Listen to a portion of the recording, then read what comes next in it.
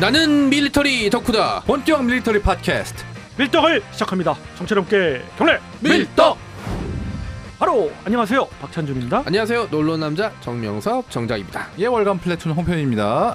네, 이렇게 밀떡이 시작됐습니다. 이번 시간은 만약의 시리즈 시간이죠. 뭐 여러 가지 역사적으로나 또는 뭐 가장 최근의 일이라도 우리가 실생활에서 만약에 뭐 이런 말을 하면은 좀 재미있는 경우가 많습니다. 그죠? 만약에 내가 첫사랑에 결혼했다. 그렇습니다. 또 하나 또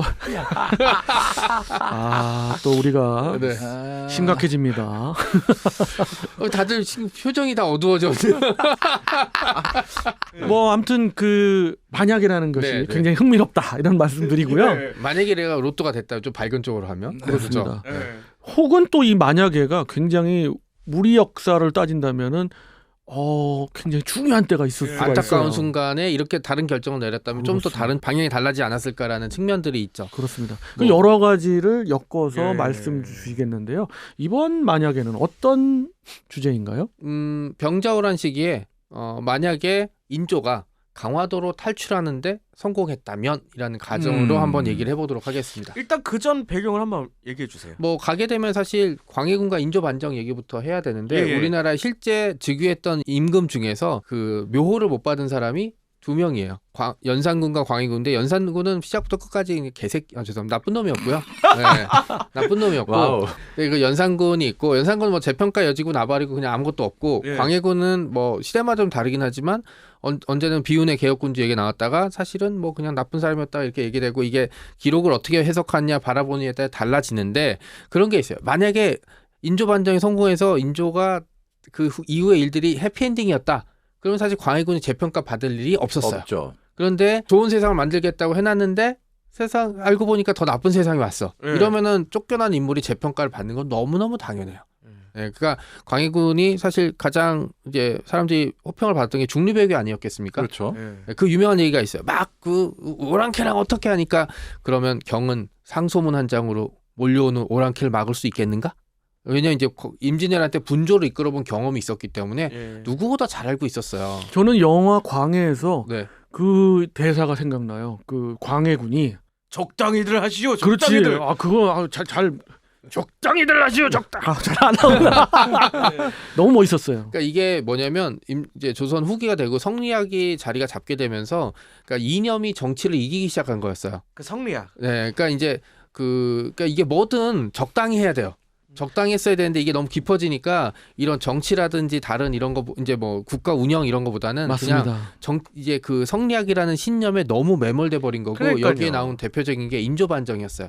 여기 이제 뭐 명분 여러 가지 있죠. 뭐 폐모살제니 뭐 있긴 하지만 대표적인 건 광해군이 중리배교에 대한 불만이 되게 컸던 거죠. 근데 우리도 중종반정도 있고 뭐 인조반정도 있는데 이 인조반정은 좀 특징적인 게 중앙집권적인 그런 그 왕조 국가에서 왕이 주가 돼서 뭐 쿠데타면 쿠데타 이런 반정이 일어난 게 아니라 그 주변 세력들에 의해서 이렇게 됐기 때문에 더 문제가 있다. 그렇죠. 왜냐면은 이제 인조 반정의 가장 큰 문제가 이제 그거였던 거죠. 바뀌고 나서 더 좋아지면 모르겠는데 또 그냥 더 나빠진 거였어요. 이괄의 난도 그렇고, 그 다음에 주변 공신들의 권력 다툼도 그렇고, 제일 필요했던 거는 이제 정치를 하려면 유능한 인물이 있어야 되는데 유능한 인물을 다 이제 너 반대파, 너 죽어, 너 죽여, 막 이렇게 하면서 국정을 운영할 수 있는 인물들이 없어져 버렸어요. 그 인조반정 이후에 거의 한 80명이 목이 달아나고 거의 한 200여 명이 유배 떠났다고 들었거든요. 그러니까 우리 그 역사적으로 볼 때 태어나신 분들을 볼 때 병자호란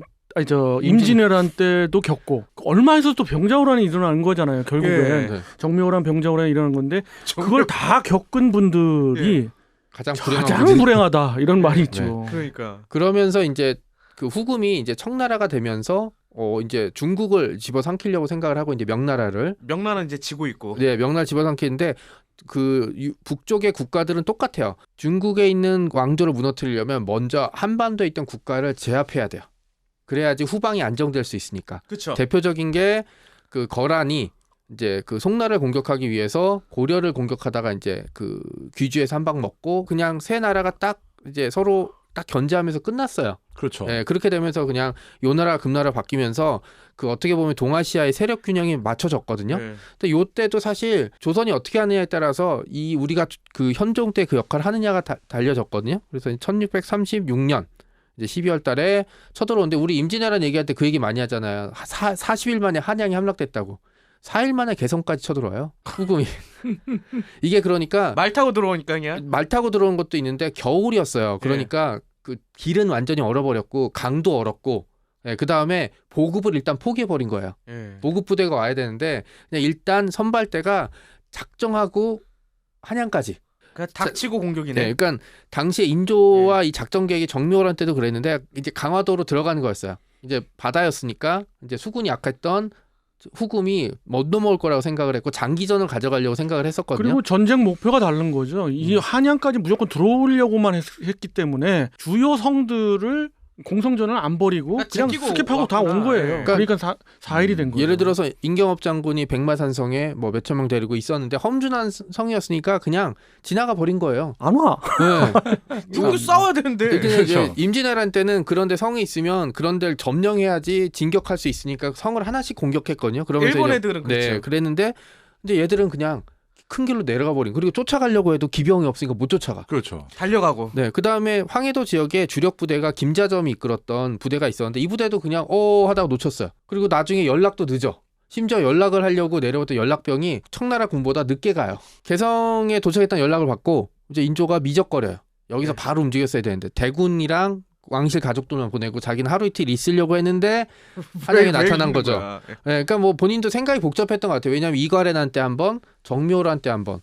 그래서 이제 도망가니까 네, 백성들 보기에도 쪽팔린 거였구나. 세 번째나 도망가는 거는 해서 뭔가 미적거렸던 것 같은데 결정타였죠. 네, 그래서 그게 이제 그 차이가 어느 정도일까요? 하루 정도였어요. 하루. 네. 하루 끝으로 정말. 네. 그리고 이제 강화도로 가려고 했는데 이미 막혀 있다는 얘기를 들어서 할 수 없이 남한산성으로 방향을 돌렸죠. 그러니까 뭐 준비가 안 돼 있는 상태에서 들어가고 선발대가 나타나서 이제 포위망을 구축하고 하면서 이제 청나라 주력 부대가 이제 아무런 저항을 안 받은 거죠. 그 길로. 그래서 내려와서 그냥 남한에서 포위 버린 거예요. 네. 청나라군은 얼마나 됐나요? 대략 4만에서 5만 정도로 보고 있는데. 그래도 많이 내려왔네. 근데 이때 이 숫자가 적지 않은 게. 근데 여기서 자꾸 이제 우리가 청나라 하지만 그 당시 정확한 그런 어떤 거는 후금이잖아요. 당시에는 후금. 출정하기 직전에 국호를 청으로 바꿔요. 제가 이제 그 굉장히 그 재미있어 하는 부분 중에 하나는 과연 그러면 만약에니까 들어갔다 이거예요. 강화도로. 만약에 남한산성을 안 가고 인기적 거리지도 않아서 그런 상황에 강화도로 어떻게 바뀌었을까? 이때 되면은 강화도는 섬이잖아요. 이때부터 이제 각자의 의견이 있는 거지. 이게 보니까 청나라도 그런 생각을 했대요. 우리나라가 임진왜란 때 이순신이 이끄는 해군력이 워낙 강하다 보니까 해군으로 어떻게 해보는 건 전혀 상대가 안 될 것이다. 만약에 놓쳤으면은 뭔가 역사가 조금 바뀌지 않았나? 이런 얘기가 있거든요. 그러니까 이때 강화도로 들어갔으면 일단 못 잡는 거죠. 기병대만으로는. 수군을 되게 무서워했대요. 근데 여기서 이제 정 작가님의 상상력을 좀 듣고 싶은 거죠. 그러니까 물론 반론이 있어요. 청나라가 그때 항복한 그 명나라 수군들 데리고 있긴 했거든요. 근데 이 수군을 제대로 동원해서 강화도를 공격할 수 있겠느냐는 저는 별로였어요. 이제 물론 왜냐면 조선 수군도 이미 강화도로 집결하고 있는 상태였기 때문에 조선 수군만 제대로 포진했다면 그게 허무하게 함락되진 않았을 거고. 조선 수군은 어디에서 보통? 그러니까 삼도 수군이 있었으니까 충청도, 전라도, 경상도가 있었고 이때 삼도 수군으로 통합돼서 운영됐기 때문에 임금이 강화도로 올라와. 그러면 우르르르르. 그렇게 돼서 그 강화도 가보시면 알겠지만 육지랑 붙어 있긴 한데 물살이 너무 세갖고 그냥 잘못 까딱했다가는 그냥 난파예요 거기도. 그러니까 강화도는 거의 요새네요. 그렇죠. 그렇긴 한데 어쨌든 청나라가 결국은 강화도를 점령은 했죠. 그때 사실은 청나라가 잘했다기보다는 그 강화도를 지키고 있던 김경징이나 이런 장수들이 제대로 못 싸웠던 게 왜냐면 쟤들이 설마 바다를 건너오겠어? 좀 방심을 했구나. 방심했다가 몇 척 나오는 거 보고 겁나서 그냥 도망가 버린 거예요. 왕이 만약에 거기 있고 수비태에서 더 강했으면 그럴 일은 없었겠네요. 확실히. 왜냐면은 왕이 있었으면 도망갔으면 진짜 죽는 거 확정이죠. 죽자 살자 싸웠겠죠. 정서가 완전히 다른 거예요. 결과적으로 이제 요약하면 이제 만약에라는 거에 이제 두 가지로 갈릴 것 같아요. 우선 좀 더 빨리 강화도로 갔으면 우리는 수비할 수 있었고. 그럼요. 그러면 보급에 지친 청나라군이 청이든 후금이든 하여튼 그 침략 세력은 물러갔을 가능성이 있다. 정묘란 시즌 2죠. 저는 네. 또 다른 입장에서 보면 그 당시 겨울이었잖아요. 그렇죠. 네. 그리고 이제 말씀하셨던 청 세력이 이제 강화도에 들어가기도 했고, 네네. 저는 이제 상상을 해본 데는 수군의 어떤 그 효과가 없지 않았을까 많이. 네네. 그래서 결국은 건너갈 수 있었고, 네. 그래서 무력이 더 있고 의지가 있었던 청나라가 있어서 결국은 역사가 뒤집어지지 않지 않았을까는 물론 그렇죠. 그런 또 네. 이상한 쪽의 상상도 해봐요. 시기만 늦어졌다. 네. 근데 이제 네. 제 생각에는 시기가 늦어지는 것도 중요한 게 그렇죠. 왜냐하면 말씀하셨듯이 보급도 무시하고 일단 선발 때부터 내려왔다는 얘기는 아까도 말씀드렸듯이 곳곳에 성도 다 남겨놓고 잔존명 다 그렇죠. 있다는 얘기니까 결국은 보급에서 막히게 되거든요. 네. 그렇게 되면은 우리가 후금을 패퇴시키지까지는 못해도 결국은 안 되겠다 그러고 말씀하신 대로 정묘호란 파트 2가 될 수도 있고 그렇죠. 근데 그렇게 되면은 중국 안에서도 네. 명나라가 생각보다 조금 더 버틸 수도 있는 거고 그렇죠. 뭐 형세역전까지는 까지는 모르겠지만 예. 그냥 그 송나라, 거란 그리고 고려가 남아 있는 것처럼 그런 식으로 나름 약간 균형이 세력 좀- 균형이 유지될 가능성도 상당히 높고 말씀하신 그렇죠. 대로 뭐 당시 우리나라 전력이 청나라를 완전히 격파하지 못한다 그래도 거기서 승패는 간단해요. 왕이 잡히느냐 안 잡히느냐. 그렇죠. 일단 잡는데 실패했고 그 다음에 버티기에 들어가게 돼서 만약에 지방의 군대들이 집결해서 전력이 이제 왜냐하면 이제 실제 역사에서는 왕이 남한산성에 있으니까 아무것도 못하고 그냥 남한산성 행군하다 각계격파 당해서 끝났어요. 그렇죠. 쌍령이나 다른 데서 다. 근데 그럴 필요가 없으니까 좀 효율적인 작전 운영이 가능했거든요. 그래서 시간을 끌면 사실 보국을 완전히 무시하고 왔던 청나라가 이제 그렇게 뭐 한 달은 버텼지만 2달, 3달, 넉 달. 그리고 또 이제 봄이 되면 이제 녹기 시작하잖아요, 길이. 그럼 이제 기병들의 장점이 굉장히 많이 약해지는 거거든요. 엄청 떨어지죠. 그렇죠. 네, 그래서 제 생각에는 그냥 적당히 화약을 맺고 물러나게 되면 조선은 그냥 또 버티기에 성공할 테고 네, 그렇게 되면 조선을 뒤에다 놔두고 청나라는 아무리 해도 산해관을 지나서 들어가긴 좀 어렵죠. 그리고 설령 그렇게 해서 언젠가 이걸 명나라를 무너뜨렸다 그래도 일단 전쟁을 해가지고 굴복시키는데 실패했다 그러면은 대접이 달라지거든요. 그렇죠. 그게. 네. 사대 관계를 맺었다 그래도 훨씬 덜 굴욕적인 쪽으로 근데 가지 그런 않았을까. 거를 할 수 있었는데 현실에서 그런 걸 못했던 게 이제 인조의 무능함과 우유부단함. 그렇죠. 그다음에 네. 부하장수들이 다 바보 같았는데 이 부하장수 누가 뽑았겠냐 이거예요. 저는 이게 버티고 네. 병자호란 마무리가 되고 나서는 네. 인조로서는 네. 굉장한 명분을 그럼요. 찾게 되지 않을까. 중요해요. 왜냐 광해군을 인조반정으로서 유배보내버린 게 결국은 명나라를 왜 칭송하지 못하냐, 네, 왜 오랑캐를 그랬죠. 네, 왜 따르느냐 이거에 대한 문제였잖아요. 네. 그러면은 이 인조에 대한 평가는 완전히 어찌됐건 달라지죠. 확실히 달라졌을 거다. 그리고 이제 후반부의 전국 운영에 있어서도 굉장히 탄력받은 게 더 이상 주변에 휘둘릴 이유가 없죠. 그렇죠. 네, 그래서 사실 김자점 같은 경우가 저는 패전에 가장 큰 이유가 있다고 생각을 하는데 처형 못해요. 왕이 남한산에 갇혀있는 동안 지금의 양평에 2만에 가까운 군대가 그냥 있어요. 조선군이. 오. 영화 남한산성에 보면 구원 요청할 때는 그 부대였거든요. 근데 가만히 있다가 전쟁 끝나고 돌아와요. 당연히 저는 죽어야죠. 왜냐면 왕이 그렇게 갇혀있다 항복했는데 코빼기도 안 보였다가 나중에 나왔으니까. 근데 못 죽여요. 나중에 효종 때 가서야 처벌을 할 수 있었죠. 네, 그런 시기라서 이게 제한 조건들이 많이 풀어지게 되면 인조에 대한 평가도 조금 달라지지 않았고 그다음에 말씀하신 대로 이제 물론 어떻게 돼도 사실 청나라를 우리가 이길 수는 없을 테니까 어떻게 되든 사대 관계까지 갈 텐데 그게 이제 삼전도에서 머리 받고 머리에 피 흘리고 사람들이 몇십만 명씩 끌려가는 그런 치욕을 겪은 그거랑 좀 다른 거죠. 이때 삼전도에서 이제 하루 종일 있다가 한양으로 돌아가도 돼. 그리고 이제 배를 타는데 뒤에 뒤처지면 안 될까 봐 심지어 사람들이 왕의 골룡포를 붙잡고 자기가 먼저 타려고 했었대요. 있을 수 없는 일이었죠. 당시로서는. 참. 그리고 이제 막 그 왕이 가는 동안에 포로로 잡힌 사람들이 청나라를 끌려가야 되잖아요. 근데 왕한테 원래 말도 못 붙이는데 살려주세요 이렇게 얘기했던 애초롭게 외쳤던 얘기가 이제 그 실록에 좀 남아 있어요. 그런 얘기들을 생각할 때마다 저는 이 생각을 계속해요. 하루만 빨리 강화도로 들어갔다면 어땠을까라는 생각이 되게 많죠. 네. 저는 역사의 흐름은 크게 바뀌진 않았을 것 같아요. 뭐 그런 왜냐하면 개인적으로 네네. 왜냐하면은 다른 데 2만 명, 몇천 명씩 이렇게 있다고 하더라도 당시 최정예 멤버로 군사를 내보냈던 칸이 내려왔다고 하면은 어떻게 해서든 도하를 해서 강화도로 들어갔을 거고 저는 이제 그 들어갔을 때부터는 이미 끝났다고 보거든요. 그게 시기의 문제인데. 그러니까 조선의 정예와 후금의 정예가 정말 어떤 벌판에서 막 부딪히는 그런 정규전 성격도 아니었고, 그렇죠. 그리고 또 만주 벌판에서 그렇게 부족과 부족 간에 치고받고, 그리고 또 북방민족이 특유의 그런 게 있잖아요. 그 뒤 배신 때리고 치고 뭐 이런 그런 기질이 있잖아요. 거기에서 단련됐던 그 후금의 어떤 그 당시 군편제상 정예만 뽑아왔기 때문에 아까 뭐 4만 얘기하셨는데 그런 걸로 봤을 때 역사학자들이 뭐 한 3만 8천 되지 않느냐 네네. 이렇게 얘기도 합니다만 예. 그 병력이라도 그 당시에 강화도 건너가서 사실 못 버텼을 것 같아요. 쌍령 전투 같이 말도 안 되는 패전이 있긴 했지만 뭐 광교산 전투라든지 기마 전투 같이 나름 요새 위치를 잘 잡고 조총을 가지고 잘 버텼던 전투도 많았어요. 그러니까 이제 길게 가면 어떻게 될지 몰랐는데 광거는 이제 막 강화도로 들어가서 만약에 이제 전제 조건이 강화도에서 한 달만 더 버티게 성공했다고. 강화도는 이제 요새고 물자들이 있었기 때문에 부족한 건 없었거든요. 그러니까 뭐 2달이고 3달이고 버틸 수는 있었어요. 그러니까 그건 확실한 것 같아요. 네. 그러니까 강화도가 더 오래 버텼을까, 남한산성이 오래 버텼을까는 당연히 강화도 쪽에 사실 강화도 거고요. 오래 버티는 것만으로도 역사가 바뀌었을 수 있다는 얘기죠.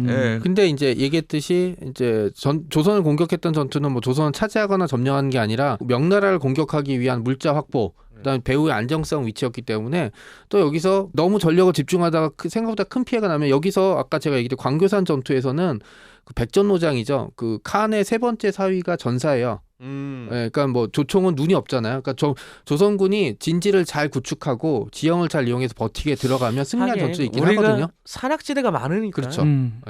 쌍용 전투 같이 뭐 몇십 명한테 몇만 명이 밀린 전투도 있지만, 뭐 다른 전투에서는 찾아보면은 이제 그 얘기도 있고 시간이 지나면 사실 시간이 좀 오래 갔다면 전투의 양상이 바뀔 수 있다는 거는 이제 생각을 좀 많이 할 수 있는 거죠. 만약에 좀 더 이렇게 좀 미래로 좀 봤을 때 만약에 소현세자 청나라에 끌려갔던 결국 끌려갔던 소현세자가 만약에 추가 나오네요. 조선에 와서 그렇게 일찍 죽지 않았다면 어떤 식으로 좀 역사가 흘러갔을까요? 간단하게. 그 소현세자가 만약에 그렇게 돌아왔다면 그 소현세자가 이제 베이징에서 만났던 그 서양인 선교사들 있잖아요. 그렇죠. 이런 사람들을 초빙했을 가능성이 좀 높아요. 그리고 하나 중요한 거는 정조가 훌륭한 그 왕이시고 이게 칭송받는 조선의 왕 중에 한 분이신데 정조의 뭐 개혁이랄지 이런 거는 어쨌거나 성리학의 바탕을 둔 개혁인데 소현세자라면 그리고 역사에 그 우리가 이제 전해 내려온 모든 근거로 봤을 때는 미루어 예측컨대 소현세자가 만약에 왕이 됐다면 진정한 개혁의 시발점이 되지 않았을까. 그렇게 또 희망적인 추정도 해봅니다. 그러니까 역사를 보는 게 이런 거 사실 뭐 얘기한 대로 강화도로 인조가 무사히 도망을 쳤다 그래도 강화도가 예정된 시간에 함락될 수도 있었고 뭐 결과 크게 달라지지 않았겠지만 사실 이걸 이제 했던 이유는 이후에 사람들이 조선이 겪었던 피해가 너무 많아요. 백성들이. 그렇죠. 수십만 명이라고는 했지만 정확한 숫자 모르겠지만 끌려간 사람들. 그리고 끌려갔던 여성들은 천신만고 끝에 돌아왔지만 환영받지 못하고 환양녀라는 얘기를 듣고 그냥 중간에 오다 자살한 사람도 많고 나중에 보면 현종 시기까지 30-40년 동안 노예로 살다가 도망쳐온 사람들이 있어요.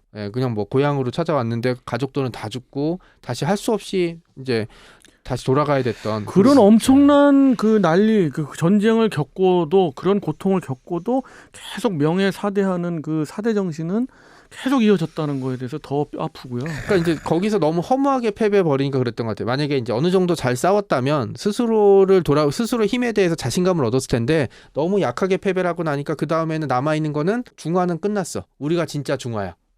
그래서 이제 소중화라고 부르잖아요. 그러니까 이제 우리 거를 버려버리고 그다음에 이제 중국이 우리가 해서 숭정연호를 나중까지 쓰고 이런 것들 아니 그 남한산성에서 그렇게 항쟁을 벌이면서도 그 명예에 대해서 제사를 지내고 난 그게 거기서 제일 열탱이가 터지는데 그 와중에 대포 날라오고. 아, 네. 전문 용어가 또 나옵니다. 아무튼 뭐 만약에라는 게 참 재밌으면서도 이렇게 또 심각할 때도 그러네요, 있고 안타까울 진짜. 때도 있어요. 그래서 이제 약간씩 이런 걸 해보고요. 뭐 좋은 흥미로운 주제가 있으시면 댓글로 남겨주시면 저희가 한번 다 이제 생각해보고 다뤄보도록 하겠습니다. 예. 엄청 많아요. 그렇죠. 그렇죠. 네. 자, 뭐 이번 시간 그 만약에 주제가 무거우면 무거울 수도 있지만은 재미있게 또 설명해 주셨습니다. 이런 토론 너무 재밌어요. 예. 네. 그래서 만약에라는 것들은 우리가 그 일상생활에서도 있지만은 이렇게 역사나 또는 전사에서 만약에라는 거를 다루면서 양쪽의 어떤 의견도 들을 수가 있었고 그랬습니다. 근데 중요한 건 만약에가 있기 전에 다시는 이런 일이 그럼요. 없게끔 네. 우리가 자주 국방을 이루는 것이 정말 우리가 중요할 맞습니다. 것 같고 이 방송에 맞아요. 어떻게 보면 최종 주제가 되는 거는 바로 자주 국방. 맞습니다. 예. 일어나기 전에 미리 예방하면 좋잖아요. 맞습니다. 그렇습니다. 네. 뭐 북한의 핵도 일어나기 전에 그냥 바로 조짐만 보이면 네. 킬체인으로다가 여기까지 하겠습니다. 자, 이렇게 해서 국방 정론으로 마무리되는 그런 밀떡입니다. 만약의 시리즈였습니다. 다음 시간에도 또 다른 주제를 갖고 여러분들과 찾아뵐 것을 약속드리고요. 이 시간 마무리하는 걸로 하겠습니다. 청취자 여러분께 경례 밀떡!